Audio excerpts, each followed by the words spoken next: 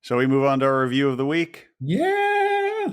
This is 2019's Marco Polo 2 in the service of the Khan.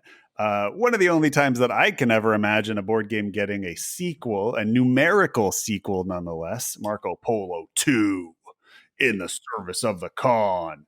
The designers are, look, if you listen to this podcast, these guys get a standing O. Simone Luciani and Daniel Tascini. If you don't know who they are, then just go listen to something else. Simone Luciani designed Sulkin, Grand Austria Hotel, Voyages of Marco Polo, Lorenzo Il Magnifico, frickin' Barrage, and Newton. And Daniel Tascini, I think he's my father, but he also designed Zolkin, Teotihuacan, Trismegistus, Marco Polo 2. These gentlemen are gods. That's all I have to say. Top of the pops. Top of the pops. Marco Polo 2 is a 2 to 4 player game that plays in 60 to 120 minutes. I would just erase the 60 and leave it at about 120. It has a BGG rating of 3.28, which is, sounds about right. The description from the publisher: the journeys of Marco Polo continue in Marco Polo 2, an epic follow-up to the Voyages of Marco Polo. After traveling to Beijing, your travels now take you back to the West in the service of the Khan, sending you to the farthest reaches of his empire in search of wealth and fame. Marco Polo 2 is a standalone game based on the Voyages of Marco Polo, and you don't need the original game to play this one. This new journey will present unique challenges with new and different actions, new scoring rules, and a new good, rare, and valuable Chinese jade. Retread old paths and with renewed purpose, or find new ones as you explore farther west, continuing to build the immortal legacy of Marco Polo. This comes to you from Hans am Gluck, publisher, and Z-Man Games in the States. Alfred, tell us a little bit about Marco Polo 2 from a player's perspective. Well, and just worth mentioning the artist too, Dennis Lohausen. Oh, geez. Thank you so much. I absolutely forgot to do that. I love the art of this game. Yeah, we love the world that they created. Everything about this, it really sings a song to me. But what I will say is it really, it totally takes maybe where Marco Polo 1 has achieved, this incredible game of dice placement and worker moving, and blown it up into a wholly original IP in my mind. Just like it takes the bones and then does something completely different. So I don't think it's totally worth comparing the two, even though it's inevitable that we can probably do it in the summation towards the end. But just the basics are so refined, and it's such a much more even keel game. So the whole gameplay is you basically roll some dice. They have a certain numbers. Those pips get placed around the board, giving you between 6 different resources. Those resources are the aforementioned Jade, which is a brand new kind of wild card that counts for either camels or money. Those are other 2 basic resources, and then goods resources that are in the form of spices, silk, and gold. And between those 6, you are doing a whole manner of set collection in terms of shields, and also achieved contracts. You are also getting victory points from those contracts. You are also getting smattering of other dice that you can work with. So basically, worker placement, this kind of characteristic idea of putting your workers and having them account for an action. This is dice that then you move your characters around the board. There's asymmetrical powers. There is tons of individual kind of placement on the board of different city powers. It's all this collection, this mishmash of purpose that creates the Marco Polo universe, the cinematic universe of Marco Polo.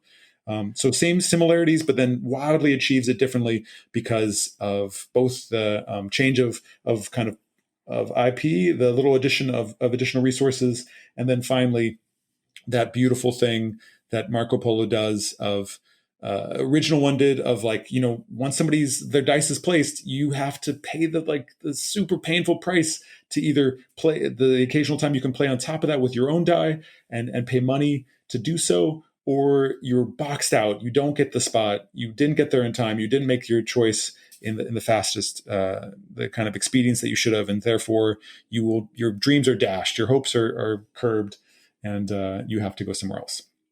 So that's a perfect summation. But let's now that we have two Marco Polo games, now that we have a Marco Polo universe, as you called it, let's discuss what makes a Marco Polo game, because now we can really say what a Marco Polo game is. So Marco Polo, it's a worker placement game, classic worker placement game, but without blocking. Instead, if you're not the first one there, as Alfred just says, you have to pay a cost, and the cost Some is blocking, limited blocking. There's a right. little bit Very, of that, yeah. yes, there are some places only one person can go to. Correct. But for the most part, most action spaces anyone go to. It's just the first person gets to go there for free, and everybody else has to pay a gold cost equal to the lowest numbered die pip of a die they placed. And your workers are dice. Mm-hmm. And when you roll your dice at the beginning of the round, those are the numbers you have to work with. And then there are ways of playing with those dice a little bit. You can spend camels. That's one of the main resources in this game to re-roll the die or flip it to its opposite side. You can even buy more dice. There are these black dice that are in both games that you can buy for 3 camels at the beginning of your turn. The other hallmarks of a Marco Polo game are map movement. So there is a big map that we're moving around. And why are we moving around on this map? Well, to drop our pagodas at specific locations along the map, thus giving you access to new worker spaces that, like we said, are exclusive. Those are the places that usually only one person can go to. It also gives you access to income.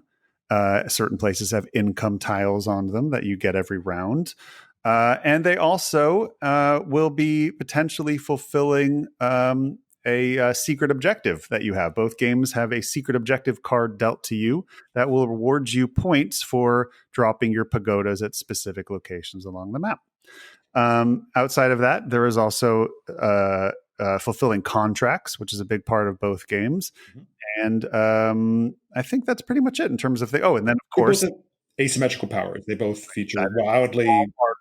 Exactly. When I think of a Marco Polo game, what stands out to me is shockingly asymmetrical powers. Asymmetrical powers that, as Tom has said in the past, it's his favorite game to teach, because you teach the rules and then you watch people's jaws drop as you explain all of the asymmetrical powers, because each one sounds so ridiculously broken that you can't imagine it doesn't just automatically win the game. And then you hear the next one and you have the same thought, and on and on. At least in the first game, that was the case, where they're all so, like, for example, one of the person's power was, remember how I said, if you're not the first person to a place, you have to pay money? One of the people's powers was, you don't. You can just go anywhere. I mean, and that's, crazy. Another person's power was, you don't have to pay for movement. I mean, just like crazy, just basically a whole section of the game you don't have to worry about that everybody else does. And Marco Polo 2 carries on that tradition. They all feel very strong, but I think they are a little less jaw-dropping than the first one. And I don't necessarily think that is a bad thing. Alfred, what do you think about the asymmetrical powers, which I think are the draw to the Marco Polo universe for your average Euro player? I mean, I think it induces a huge amount of variability. So there is a certain aspect of the first game where, indeed, it felt kind of manifest. Like it didn't matter if you were first or last. If you had certain powers, you were just going to be in a position to do very well, be very competitive, and you could look at statistics. Actually, Trey has very nicely pointed this out in the past. In Marco Polo 1, there was just inordinate victories given to certain of the characters. And you basically have to play against that character the entire time. You'd have to do everything you could to either be in the place that they couldn't go subsequently, or kind of move to the place that they wouldn't benefit from immediately. So you would really play against the kind of ace powers, the big powers. Now it does feel tempered. There are definitely lots of controversies going on about the spread of victories given to certain characters. Some characters seem weaker. But I will say that because of the distribution of the board state, it matters so much now. Like in Marco Polo 1, again, quite famously, you didn't really have to move to win. There was a whole strategy where you could stay put and do very well for yourself. Fulfilling contracts, yeah. And that was partially because the way you would place on the board, on the kind of the dice area of the board, meant that you would, both fulfilling contracts and also just like boxing people out. It was it could be very punitive. Now you need to move, and that movement matters so much. Like if you are deciding in the beginning of the game, just based on how cool the power sounds and how well it's done, you were going to totally fall on your face when that power doesn't completely synergize with the board state. Of course, this means that when you pick the character and the board is working with you, nothing can stop you. You are running rings around other people, but usually it's more nuanced than that. And usually, very easily assessing the board, you can see, well, this character doesn't pay for movement, but if I just go to the spaces that would have given them boosts before they get there, I can box them out and make it so it's like they're going to totally fall apart. So the asymmetries do feel less sharp, but you still need to be very cognizant of the board state. And I like that. I like that you can see the total game come into focus. It's not just the powers, it's not just the cards that give you victory points at the end, because there is a set collection aspect of this game, and we can get into that in a second. But then there's also the individual powers are moving around, and you kind of expect some of the powers to show up at different places at different times. And that alone is much more interesting to me than Marco Polo 1. I think that's really well said. So to me, in the first game, you knew how strong your character was going to be right off the bat by its power. And I think the board state could only shift it so much. To me, there are still characters that can be stronger than others in Marco Polo 2, but only because of a certain board state layout that has happened during setup, which I think is really interesting. So some of the characters, if you're just looking at them in a vacuum outside of the game, you can think that's not super strong. It's okay. But there is often a game setup where the right actions come out at the right locations on the map that all of a sudden make that person fantastic. Mm-hmm. Or ones that you read and you go, well, that's crazy strong. If they don't get the right actions set up in the right places on the board during the setup of the game, that character becomes actually much less powerful. And I think that makes every game very interesting and does a good job of balancing the turn order with that, because obviously the person who goes last is going to take the strongest. You select your characters in reverse player order. And I think it does a good job of balancing it. But it also doesn't mean that it's just like, oh, well, this character is always first pick. I think it's totally dependent on the cards and the setup of the game and that sort of decide who becomes powerful that game and who doesn't. So I'm just going to quickly run down the 7 powers that are initially on BGA. I don't know if this has been expanded. It's obviously a 2019 game. It's 2020.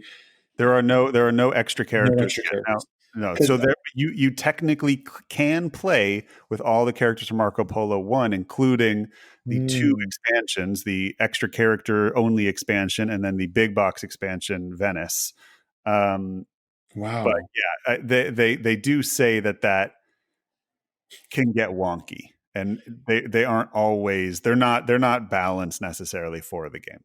And I think that's really interesting because I do feel like they tempered it nicely with these 7 different characters that are now available in the current edition, but I can only imagine how crazy complicated, especially because there's a lot of characters that now give you powers in Jade.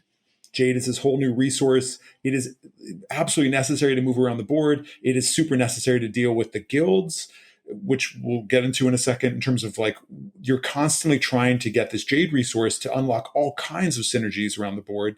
And so with those old powers having nothing to do with it, sure, on the surface, being able to set a die value might be really valuable, but with nothing touching Jade, well, maybe that actually wouldn't do as well. But really quick, here's the 7 characters totally messing up their names completely, okay? Gantuluga Ode, totally wrong. I'm saying that completely wrong. That is the free unrestricted movement character. Malin and Tyne Chin, and this is the twins, kind of similar to the twins from Marco Polo 1, but twin movement characters. Abha Basu, it's the Jade specialist. Isabella Donati, it's the resource salad character. Filippo Vitello, it's the bonus taking. It's the, kind of, I don't know, it just takes other people's bonuses. Yeah, exactly. And Montag Khan ignores Oasi, and Daewoo, who is the guild specialist. That's the very quickest way of talking about these characters. Again, butchering their names. It's all very clearly marked. I mean, I will say that the game does a very good job of spelling out the game space. I adore that. When the game, there's individual kind of boards that you're able to deal in and look on very easily to see where everyone's at. But much more importantly, so much is happening on the board. You can really, even though it's a lot of things going on, it's clearly laid out. The artwork is very excellent about this. And just the kind of iconography is easy enough to understand, the color coding and everything. And I think generally speaking, there's color coding and patterning, I think, to demark different kinds of spaces. It's well done. Yeah, I think a good anecdote that shows sort of the inherent balance in this game is that in my second game we played, and you guys had played a lot more games than I had at this point, and you had sort of created a meta a little bit. We were all drafting characters at the beginning, and I chose third. And the whole time I'm looking at this one character and being like, "Oh, that one is broken. That one is definitely. I'm never getting that one." And it went all the way around, and it came to me, and it was still there. And I was like, and everybody was like, "Sorry, dude, you got stuck with that one." I'm like, "What? That's what, you morons? Why didn't you take that?" It was just this funny thing of like we all had different ideas of what the broken character was, and I will say I went on and won that game, Mm-hmm. but I still was like, I liked that. I was glad that we all chose somebody that when we were all going like, "Ha, ha, ha, I've got you now," like we all felt like we were like destined to win. So I will say, so the order to which I introduce the characters is the current, like what's on BGG of kind of what the actual strength of the characters are. Right. And you Supposedly, listed one that I won with first as and I do think that Gentolga Odd is the strongest one. there's again, there's certain boards, there's certain arrangements where, and it so much has to do with who picks first, who's going first, that moves around, who actually, and this is another aspect of the kind of Marco Polo kind of space, that the last person to go on the movement category, so the last person to place dice in the movement spaces will go first in the next round. And this is slightly amended in the current Marco Polo 2 because they have different grades of movement. There's now three different gradients of movement that you can enact. And so if you put down 3 dice, you are almost guaranteed to go first in the next round unless someone else is crazy enough to put down 3 dice. So little things like that totally change the dynamic. And we could have played against you more effectively. We could have thwarted you better. Guaranteed. But I think that it was an assessment of my intelligence, and you guys just assumed you didn't have to worry about me. But okay, so we can start to talk about criticisms. I mean, I think first and foremost, this isn't even a criticism. There is a bit of solitaire in this game. There is a bit of your machinations, your plans. They live on your board space. I think there is an aspect that you can go relatively unimpeded because you're placing on board spaces that nobody else has anything, or your particular interest. Like there's one character who's really a contract specialist. They every time they get a contract, they get a jade. Every time they get a jade, they get a point. Like it becomes this whole thing where they're after contracts. They still have to move around, but they're not a movement specialist. They're not like out of their way to do all the moving possible. And so maybe they're kind of swimming in different oceans a little bit. Yeah, I can see that. And so in certain player counts as well, like that character I mentioned, that Filippo Vitello, seen as being very weak in a 2-player game because they take other bonuses that people have achieved. So if you are trying to play that character in a 2-player game and you're just not getting all the momentary or the temporary city bonuses, just you're not going to do your thing. You need to be in a 4-player game with that character, and then you can sing. That character can do really well. One of the positives is that you're never stuck with a character in this game because they're always dealt out one more than there are a number of players, right? So you never have to take a character. You can feel reduced down though, especially like you're looking at the board. There's no bonus movement, let's say, and so that again got to Ode needs that. Really wants some bonus movement somewhere because otherwise you maybe could only be moving twice in a turn. And okay, so one of the huge things of this game is unlike the first Marco Polo where you contracts were king and you would move around basically to get more access to contracts or more resources for contracts.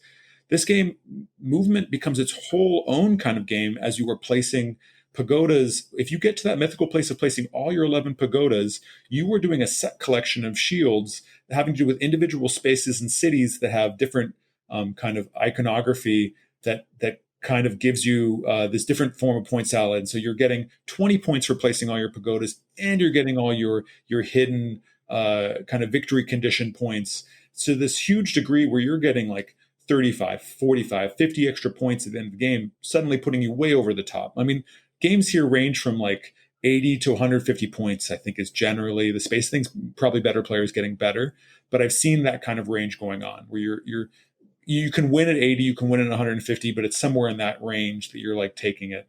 So you can imagine how big 50 extra points is. It's like enormous. Yeah, and that set collection is really fun because it forces movement. That is, I Mhm. think, one of the main ways they Well, it's got a good around. way to get contracts too. You can't get contracts now just by sitting still. That's right. You can't just a lot of all the good contracts in the game are from having pagodas at locations where there are contracts, and that allows you the right to go to a space where you can then draft those contracts. Um, but yeah, having to move around the board in order to get the shields, um, in order to make those sets is really interesting. The shields is a separate thing. That's so the shields is really interesting. So there's this thing where you can spend 2 dice and take a shield. Are they called shields No, or those are guild? guilds. Those are guilds. Now there is a shield in the guilds too. It's a little bit murky, but no, totally. And one of the characters, one of the asymmetrical powers, is only about the guilds. But yeah, 2 dice, and you get a little bit of jade, but it's mostly about the guild powers, and that not only frees up certain lanes of movement. Think of them as like rivers that you need to get a special like license for, and that license is controlled by a certain guild. Now, this is not a PAX Premier game. It's not a huge amount of storyline.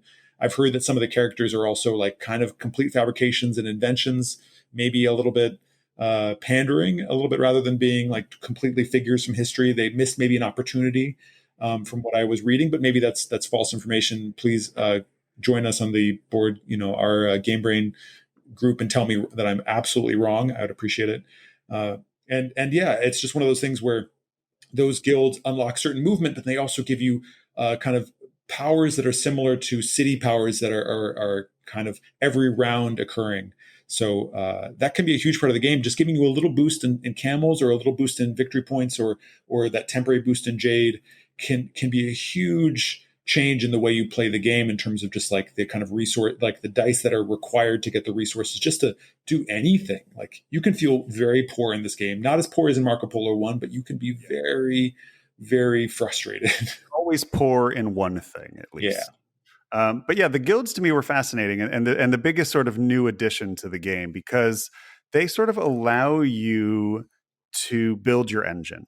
So there are 4 different guilds, and they're all available to all players. Uh, there's enough for everyone to have all 4 guilds every game, and they're all available from the beginning. So they, with one guild, you need a 1 die. With another guild, you need 3 and higher, 5 and higher, 6 and higher, whatever. You need different dice, but you can get the 6 die one before you get the 1 die one. You don't have to go and order anything, but they give you different incomes, so you can sort of start creating your engine, sort of what incomes you need throughout the game, what you're going to need early to help build the rest of your engine, which is going to be the places that you're dropping pagodas and having new actions and other incomes there. I just thought it was a really fun way to sort of design your own incomes. You decide like, okay, which you definitely need to take a guild, if not 2, in the first round or 2, and those are going to sort of be your income for the main thing that you're going to need more of throughout the game, and seeing where other people are going, zigging where they're zagging. And I always love games where I get to be creative in the way that I build an engine that's going to hopefully spur me to victory. And it's a huge thing. The player order is a huge thing in this game because those momentary bonuses that are very valuable. They can be very powerful. There's this whole pressure. If you're not moving first, you can miss out, and that missing out can have ripples throughout the game. Like any engine builder, if you're not quite on time, you're way behind. And so the guilds do feel like a balancing, as well as they open these routes that can be really creative. Like it's one of these things where those cities are always the same on the board, and the contracts that are on those cities or the kind of powers in the cities change, but the routing itself is fixed. And because so many of the points come from that, you really have to be very prescient and be very thoughtful about how you're going to move about. And it can really feel like if you're not the first player to move in the route that you were going to do and get those bonuses and unlock that thing and kind of see the whole chain of interactions kind of come to pass, you can feel a sudden pressure that you have to zag in a way that you never thought you were going to, which could feel like your whole game is coming apart. But largely speaking, there's ways to work around that, and part of that is that guild mechanism. So to me, what I love about this game, and I guess we'll sort of get to our feelings on it now. What I love about this game is the exact same thing I love about Trois. And I guess it's something that I've started to realize about myself in the last few years is that I really love a variable setup in a game wherein the action spaces are random every time. So I love sitting down to a game of Twa and looking at all of the action cards that are on the board and trying to figure out how I can make lemonade out of these lemons. Mhm. I've said it many times in this game. I really love being handed a bag of crap and having to figure out how to make my how to use the bag of crap better than anybody else that I'm playing with. And Twa does that. You sit down and you look at like, okay, these are the actions available right now. Okay, which ones sort of go together? Which are, which ones are going to go with what I want to do? Okay, well, and now, somebody's going that direction, so I got to go a different one. How do I, and I love that feeling. Res Arcana gives that same feeling of like, how do I take all this jumble of nonsense and make sense out of it? How do I sort of translate it into something that makes sense? And that's my favorite part of Marco Polo too, is like the first few minutes of like, okay, looking at the board state, looking at all the actions that are out there, looking at the character powers that are available, looking at the hidden objectives in my hand, and formulating a plan, and then doing my best to, hold on to the side of the airplane as it takes off and try not to fall as, I try to pray that this plan, some semblance of this plan actually sticks together throughout the entire game, and I stick my landing. And you're never going to have your exact plan come off, but just the feeling of getting close. And I kind of feel like I had in that second game we played, I feel like I'll never have as good of a game as that, because I feel like I stuck the landing exactly how I wanted to, and it was so satisfying. Like I've dropped all 11 of my pagodas. I got every possible shield plus one in the game, so I got the max 40 points out of it or whatever. I did my entire secret thing, and I got most contracts, and I was just like, oh my god, I think there was a lot of luck that came out of it. And but I think a lot of it was also like you guys maybe not necessarily seeing me as enough of a threat, which you shouldn't have, because I'm usually not, but I just happen to have the right That is collect. not true, but yeah, you did an extraordinary job. So nothing should take away from that, Matt. You really you did it. You did it in the complete fashion. I will say that having sort of experienced all facets of the game, my only concern is that there could potentially be a little sameness in the feeling of it. Now, obviously, there's a ton of variability in the asymmetrical powers and the board state. That is going to give you a lot of replay value. But is that level of asymmetry enough to actually shape the experience of playing the game, or is the experience of playing the game the note that you hear when you're playing the game, is it sort of the same note every time, just with a different volume depending on the asymmetry? I'm not sure if that metaphor pans out, but Hey, you know what I'm saying? Like, I do, and let me just say my too similar regardless of the asymmetry.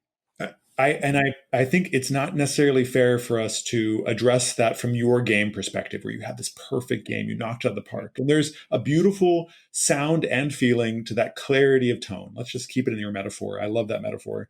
And when it really sings like that, I can understand that you might feel like, well, I'm never going to play a game as good as that.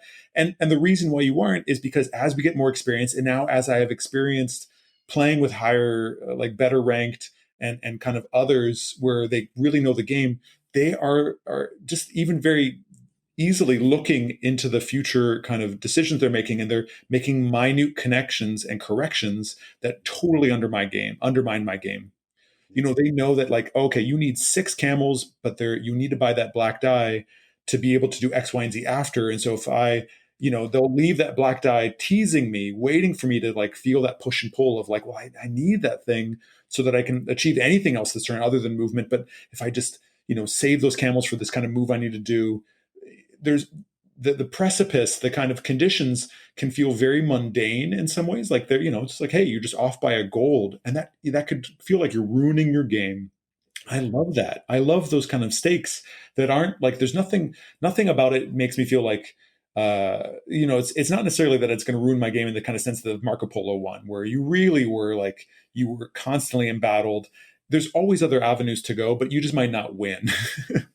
I dig that. I really think that's just fantastic how the stakes are high enough, the variability is large enough that, and the asymmetries are potent, and you can be very aware of them and you can deal with it. It doesn't feel impossible. You're not totally playing solitaire. There's definitely an aspect of, well, I need to go first and I need to be prescient about this, and all of this beautiful lattice work that you can build up that can be undone by somebody just being a little aware of what you're doing. So that that wonderful thing that I don't know if it's as part of Trois. It is. It must be where, it's like you're playing a psychological game along with the real one. And part of that is what you leave on the board. Part of it is what you take. Part of that is that kind of like crossing your fingers and hoping they don't look, and maybe this is a lot easier that we're playing on BGA right now, where, they can't watch you staring at that space that if anyone takes, your whole turn is undone. So you're just like burning a hole in it, just hoping that nobody plays on that power that just came up, that's only going to be there for this round. And if you could just get there, everything would really come into clarity. It's fun. That's just fun. Um, Let's let's briefly talk about this in comparison to Marco Polo 1 and an attempt. I know you are not a game collector, but I think you could speak to this. Do you need to own both? Are they two different experiences? Would you recommend this to someone who didn't like the first one? Does this replace the first one? As people who listen to our podcast are often looking for recommendations on game to buy, where does this one fall in relation to the first one and in relation to medium weight Euros in general? Yeah. So this is the big caveat. I don't represent some of the nature of this game group because this game has been discussed. I know Tom has talked about this game and he loves Marco Polo 1 and he just isn't feeling Marco Polo 2. For me, it's the exact opposite. I love what this has achieved, and Marco Polo 2 felt so punitive and so petty at times, and kind of those wild swings of asymmetry, although plannable and like interesting in their own regard. I could do with like 45 minutes less of game pondering over things. This game is so efficient in the way it's now. Certainly, one of the aspects I don't like about this game is there's a bit of hate drafting. Like I am fourth player and I am drafting first, and I know that if I pick this character who's highly ranked, well, I'm not going to be able to make this character sing because of all the things on the board that other people can mitigate. But I need to draft it because the person who's in second or third or first, if they got it, they would totally wipe me out. I dislike that. Now, of course, Marco Polo 1 doesn't have as much of that because there's a lot more secrecy in terms of, like the conditions, and it isn't as much of a shared aspect to which you can kind of achieve your victory. It's very much your own spaces. It's certainly regarded on the same kind of precipice of being someplace first, but just felt different. And I love how even-handed this game can feel, even with those asymmetries, and reading the board really feels like reading old scrolls.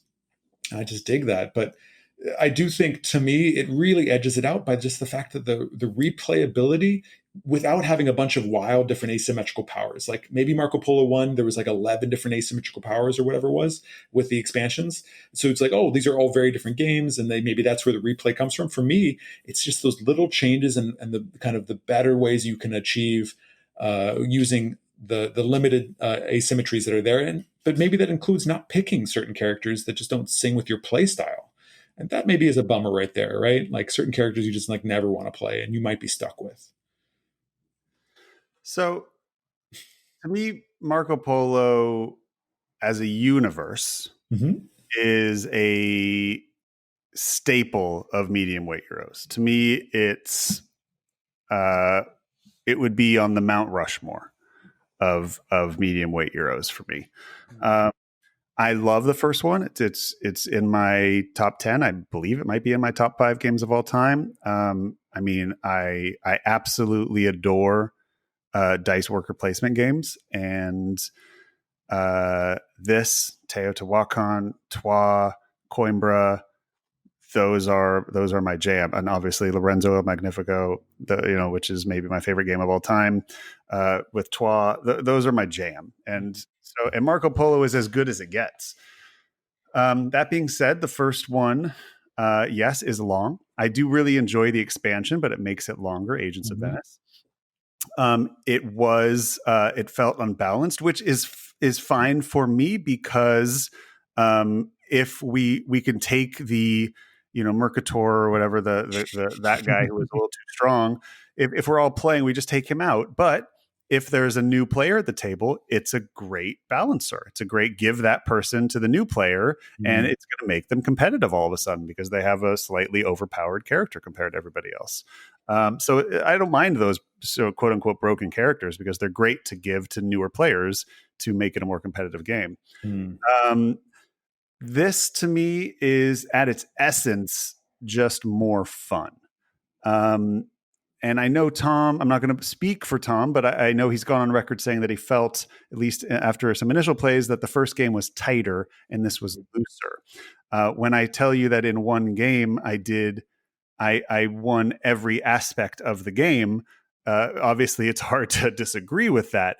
But the counterpoint to that is it like many great games, in initial plays when you are new at it, are there strategies that are easier than others that seem like the path of least resistance, but the better that we get at the game, the more a meta creates. In fact, the tighter the game becomes when we all learn how to counter those types of things, and that there are in fact much better ways, and those seemingly simple strategic paths at first are actually not only not as simpler than we thought, but in fact not as effective as other strategies. Can I just highlight that a little bit? Like when we were initially playing, for us, the Jade specialist Abba Basu was seemingly wildly powerful. Get all these points from Jade, just collect some contracts. It's a whole different game, of course, contracts. And so as they're collecting contracts, they're also getting points. It seems undeniable how powerful this is. But in playing more and more, Malin and Tai and Chin, who don't necessarily seem so powerful, they're the twins that kind of have two movements, don't really have that many other powers at play. They do get some bonuses, and they kind of double up on their city individual. Yeah, they drop twice as many pagodas. Well, they don't necessarily. It depends how you move, right? It's like they can if you move them properly, but just over time, it's a little bit more of a nuanced play. But they win so much more. Yeah, You just see it again and again. And it's like, okay, well, there is that kind of beginning play and the kind of raw power thing that some of these characters have, and then there's the kind of maybe levels and strategies that I'm sure existed in the first Marco Polo, and certainly did. I've experienced that, but I just think there's a little bit more here, and that maybe that looseness just speaks to how many different ways you can achieve it. Yeah, my instinct is that there's potentially more strategic depth here than there even is in the first one, and more room for a meta to be created and a more balanced overall game in general. Combine that with the fact that you have to play the entirety of the game in order to be competitive. You have to move. You have to deal with contracts. You have to worry about Jade. You have to think about shields. You have to think about guilds. You can't ignore entire swaths of the game like you could in the first one. Mm-hmm. Combine that with the fact that it plays definitely faster. Mm-hmm. This is a genuine 2-hour game, even at 4. Combine that with the fact that it's a simpler game to teach, no less complicated, but simpler to teach, I believe, than the first one. Combine that with the fact that it's just genuinely more fun, I believe, because you are doing more. There are more satisfying super turns, combo turns where you get rewarded for doing things. And I kind of think there's no argument to be made that this isn't an improvement upon the first one. Remember, I said the first one was in my top 5 games of all time, so that's a huge compliment, and not a diss on the first game. I can't really imagine something that could come up in future games that make me say this is worse. Now, I also have 0 plans to sell or get rid of Marco Polo 1. I still love it. To me now, this is like a different Age of Steam map.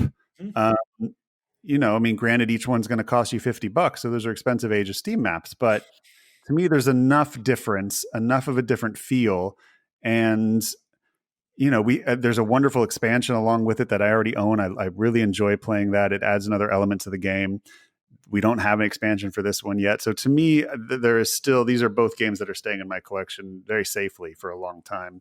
And I think while I'll probably bring 2 out more often than 1, this playing 2 has actually made me really kind of want to go play 1 again. Like it's made me, miss certain parts of that as well. So, I mean, I would love if there was a Lorenzo Il Magnifico 2. I would love if there was a Coimbra 2. Like I guess there kind of is an alma mater, but Well, but real spiritual successors that don't try to do the exact same thing as the first. Yeah, and aren't just yeah 2.0s. I don't think this is Marco Polo 2.0, even though it's called Marco Polo 2. I think this is a new game that uses familiar mechanisms. Mm-hmm. And evolves them and changes it. And the one worry that I have, and this is something that's an aside, but I think there's a few more exceptions and a few more edge cases in this game, partially because there are so many things happening at a given time. You're taking these resources, you're getting this contract, you're getting this bonus jade. I worry that in a situation that we're looking for a quick rip stop game, this could be have some problems with backsies, which are my bane. And there's kind of moments where somebody forgets to do something that then they realize the next turn, oh, that was so critical. I was supposed to get this jade and was going to do this thing.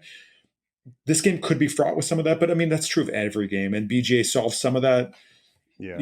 Any game with super combo turns is going to have for sure. Yeah. But yeah, to me, this is, if you're a medium to heavyweight Eurogamer, you own this game. I don't know how else to say it. To me, this is, a staple in I mean, look, if somehow you love medium and heavyweight Euros, but you hate dice worker placement, then yeah, this probably isn't for you. But I feel like that's a very specific person that maybe doesn't even exist. They hate dice. They just hate it. And this game, actually, one other thing I'd mention is that the first game, the higher the dice number, pretty much always better. Just that very occasionally you didn't want to put down the high die because you had to pay for it, but almost everything was predicated on the higher the die, the better the resources. Now you want those low dice, especially some of the characters you're playing. You're just praying to have 1s. 3 are rough. Those 3s are what you don't want most of the time. Mm-hmm. Yeah, totally. They're not quite the 4s that give you these kind of certain. The higher dice usually get you better things, but if you're not the first person in, you're going to have to pay $6 to go there. Whereas you can, a lot of places still do good things on 1s, and not going there first is not a huge penalty to just pay $1 to go there. And you can go there, you can wait till it's your last action and do it. And there's no rush to get there ahead of other people. So totally part of the evolution of this game. Really does feel like there was some thought given to all these aspects. I like that. Absolutely.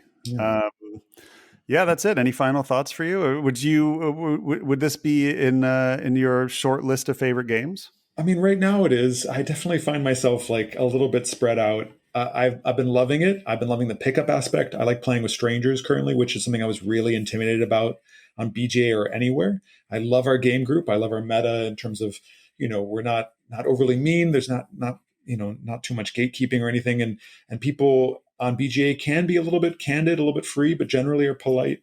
But I love how this game plays out. And even when I'm losing, I still feel like I'm effectively in it. I still feel like I'm doing stuff. And I would really put this high up there for me right now. And I'm hoping to see more of these style of games as well. People lifting. We talk about sometimes like how certain games kind of become hot for a while, certain mechanics, become hot. And I would love to see more of that, see more of this. Yeah, absolutely. All right. Well, that is our review of Marco Polo 2 in the service of the con. And it's very hard not to play this game and at some point scream, con! In fact, I would say it's impossible. Hey, if you enjoyed that video, you very well might enjoy the other videos you now see being suggested to you on screen.